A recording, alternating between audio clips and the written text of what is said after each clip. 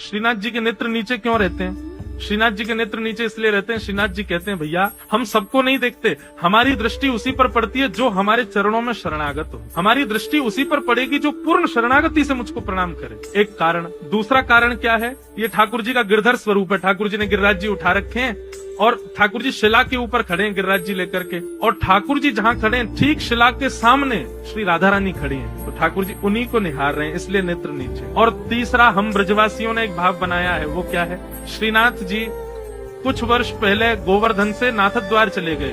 आप सब लोग गए होंगे नाथद्वारा।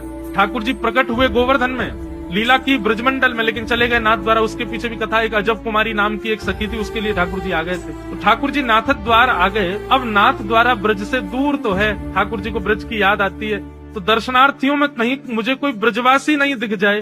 कहीं ब्रजवासी दिख गया तो मेरे तो आंखों में आंसू आ जाएंगे, ब्रज की बड़ी याद आएगी। इसलिए ठाकुर जी नीचे नजर करके रखते हैं ताकि कोई ब्रजवासी मुझे दिखे ना, क्योंकि ब्रजवासी दिख गया तो मैं रोक नहीं पाऊंगा खुद को, मुझे याद आ जाएगी ब्रज की, इसलिए ठाकुर जी ऐसे खड़े।